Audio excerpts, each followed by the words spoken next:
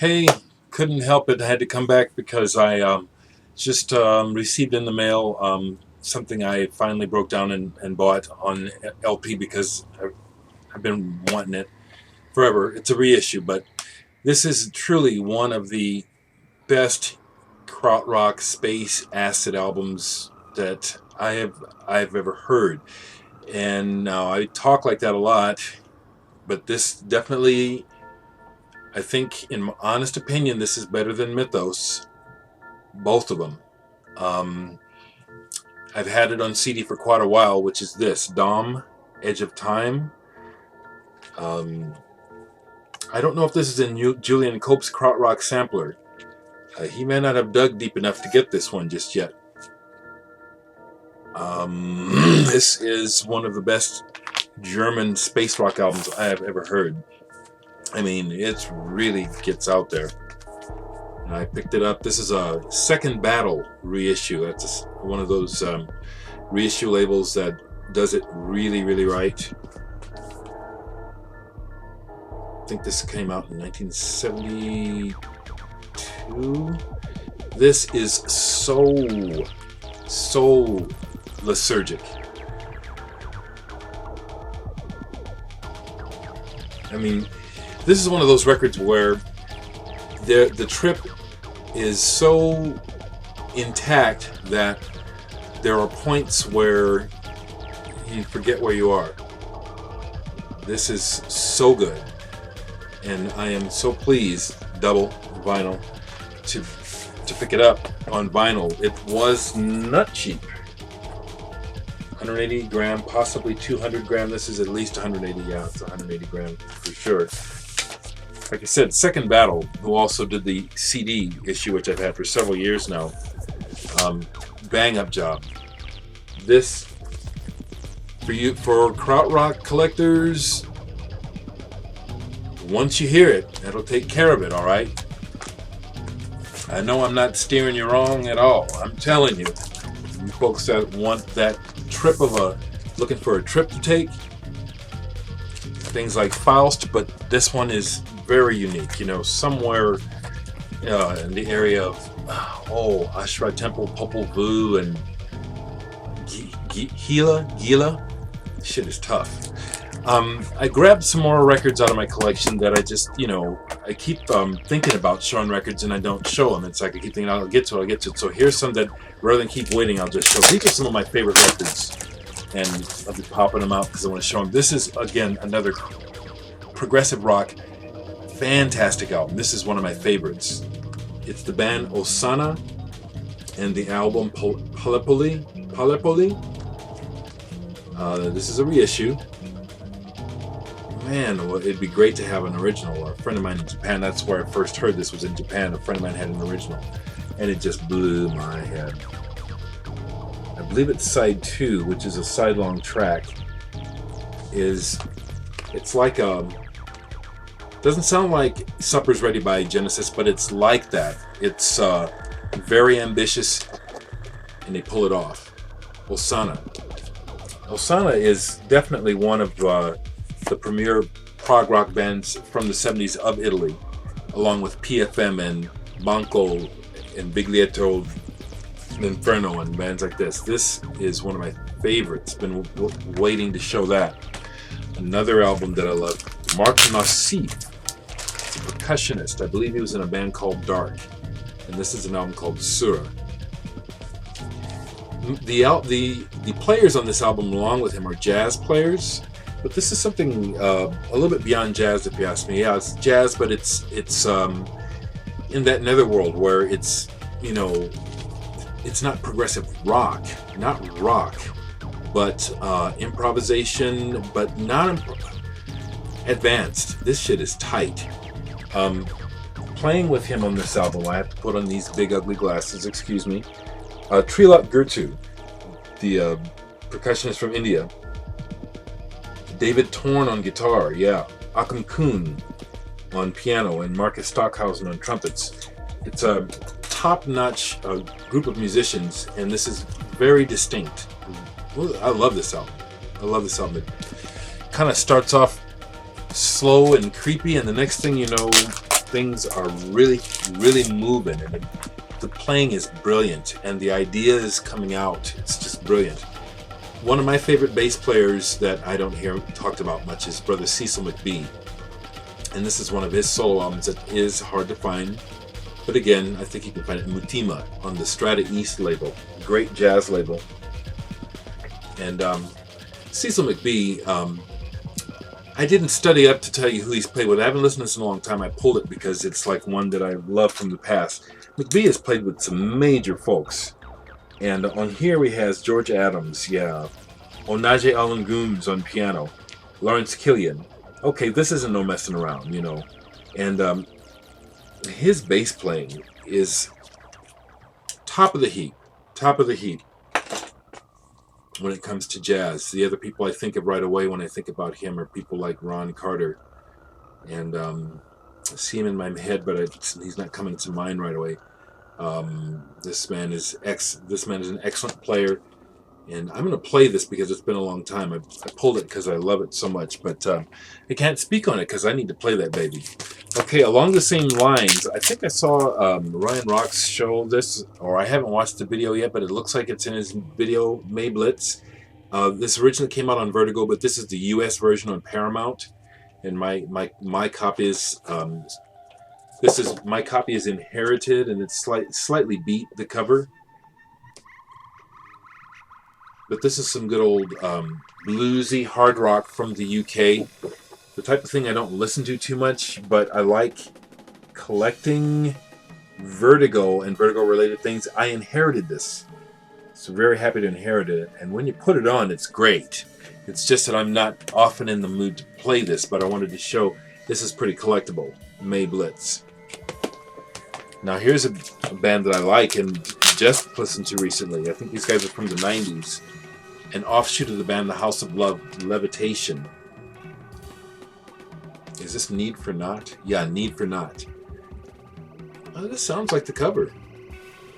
Yeah. One thing I'll say, just I have to admit that I really dislike the sound of the drums on this album. I like the drummer. But overall, I think this really deserves attention. Yeah, this also came with a 7-inch. I bought it when it came out. 7-inch, and the other side is etched. Yeah, Levitation. Started by Terry Vickers, who originally played guitar for the House of Love. An excellent guitarist. Kind of in the same... I almost said Johnny Marr, but what I mean is Terry Vickers is comparable to Johnny Marr in that he is impeccable within the style that he plays, like Johnny Marr. Johnny Marr is impeccable with his style. And Terry Vickers is...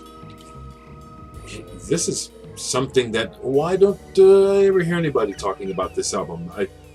Look for this. This is more a modern type of psychedelia, alternative rock. I'm trying to look for the date. 1992. Undiscovered, in my opinion, from the 90s. Now we're getting into what I consider a prog electronic must-have classic.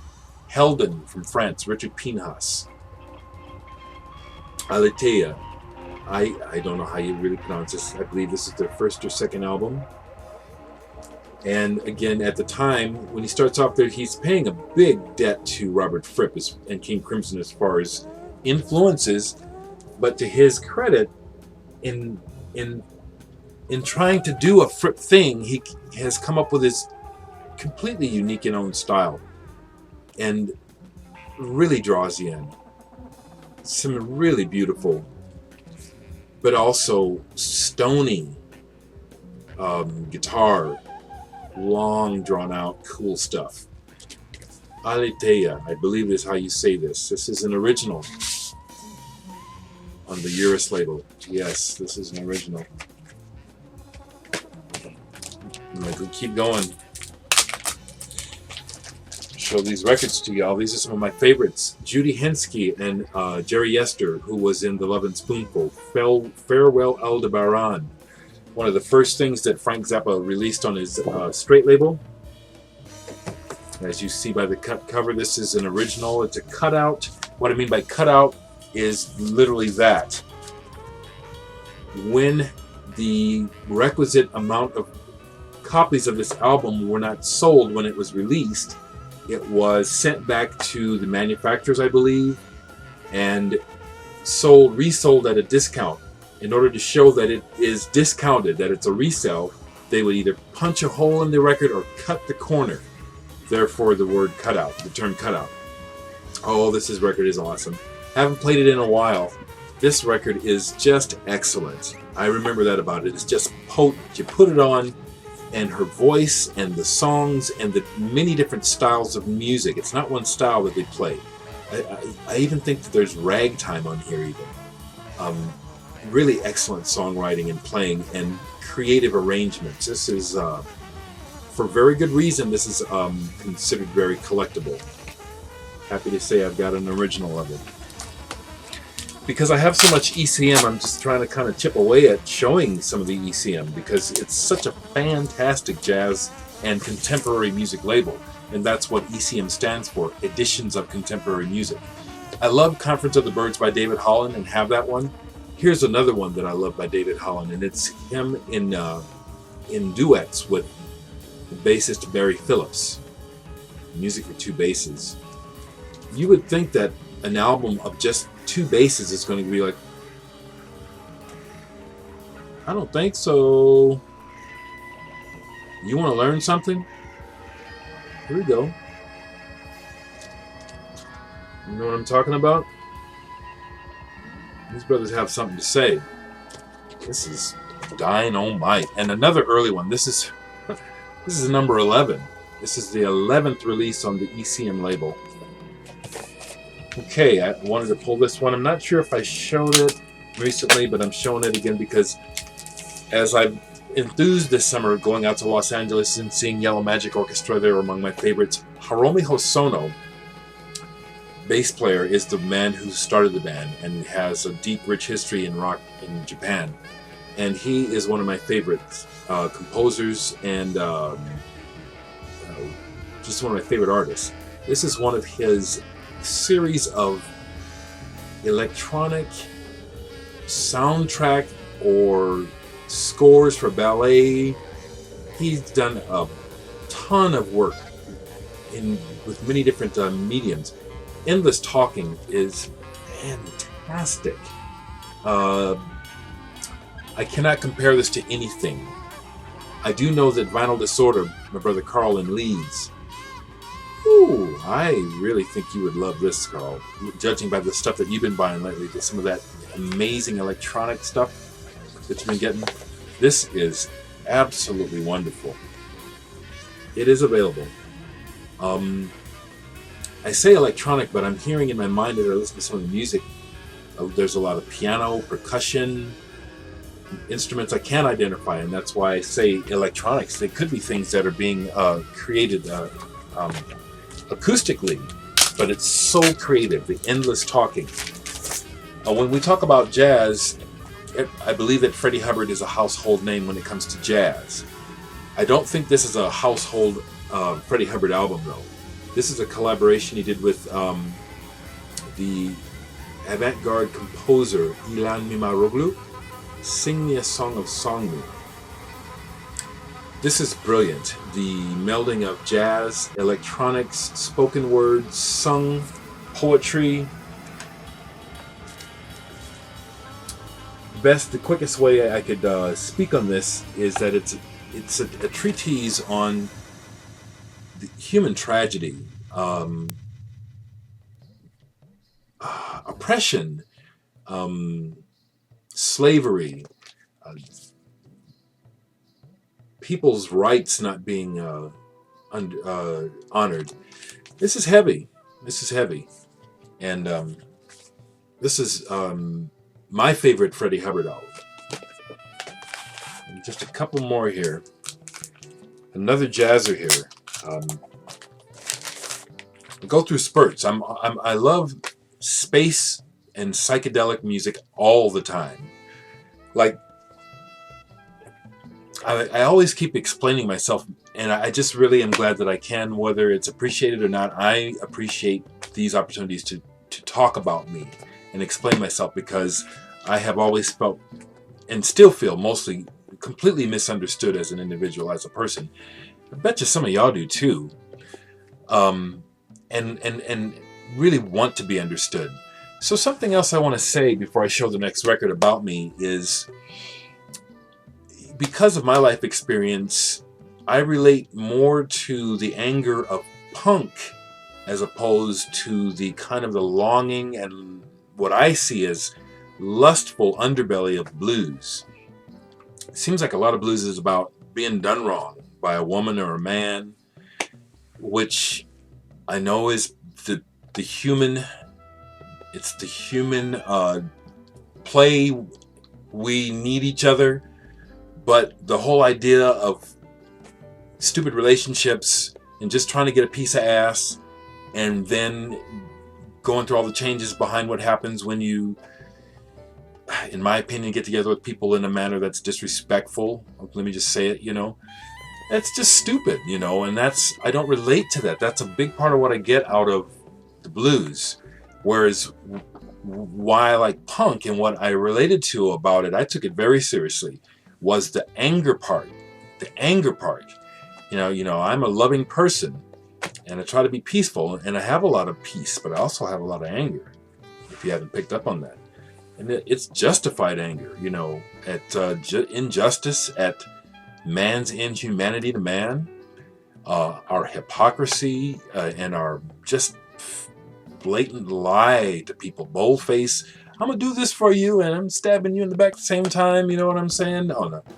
And so those things just, they kill me. Leads me the hell off. And so I relate to the anger of punk, not stupid punk, but punk where it was conscious punk, like conscious hip hop, which reminds me, Saka Funk. Saka Funk is a new vinyl community member who it appears to me, the first person who's showing primarily hip hop, R&B, and jazz. I just watched his first video and I learned something right away. One of the reasons why I don't have much hip hop, especially on vinyl, I've got hip hop on CDs. I can go grab some Public Enemy and some Ice Cube for you. But so much hip hop here is just damn stupid, and I wouldn't want those people in my house. And so if he's telling me about some conscious hip hop, which it's what he's talking about, I'm gonna be picking up on that. Yeah, I love my people, and I love our music, beat, soul, funk. It's me, you know what I'm saying? But space, psychedelia, rock and roll, that is equally to me too. And I will say it arrogantly. Yeah, I'm waiting for the rest of this damn planet to catch up with me. You know what I'm saying? Universality. Can y'all dig it? Yeah. This is not just a rant. It's my life philosophy. It's how I live. I am a member of the human community. Period. Catch up with me, people, and let's make this planet better, all right? So that leads into Cecil Taylor, and there's a connection to punk. Why I brought up punk, because Cecil Taylor is one of the premier avant-garde jazz musicians of all time, and pianists. And to the untrained, understanding ear, when you hear Cecil Taylor, it will sound like the man has gone mad. Well, he has, and he knows exactly why. And it comes through in his music like gangbusters. This music at times is exploding with energy, anger, and passion in a way that is in your face. You know what I'm saying? It's like, you better get the hell out of the way of this music if you're not ready for it. And Indent is just a phenomenal album of solo piano that, like Albert Eiler, you'll get to points where you forget that it don't even sound like piano anymore. It's like explosions in midair in the room. And it's like, how in the hell is this happening? So yeah, I'm talking for a while and I'm going a long time, and I'm going to go ahead and just do this and wrap this up. I wanted to talk about this music. Yeah, Cecil Taylor. This is I just played this the other night. Woo! Whoa! 2 more records and I'm done with y'all. Completely going in another direction. Factory Records, post-punk, The Wake. Here Comes Everybody. This is so sublime. It doesn't sound like Minox at all, but that comes to mind. That type of sublime beauty, but sadness too. I love this album. Here Comes Everybody. I bet you all this music I'm talking about, all you got to do is search it on YouTube and you can hear it.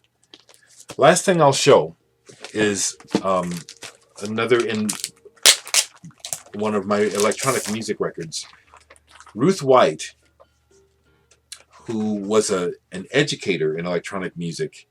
Am I right? No, let me stop. Actually, no, that's right. She is self-educated, but very professional. And as a result, this is a very unique sounding electronic music album, Short Circuits. This is on a classical music label. I'm going to try to see if I can tell you right quick, because this is old. This is early. This goes back at least to the 70s.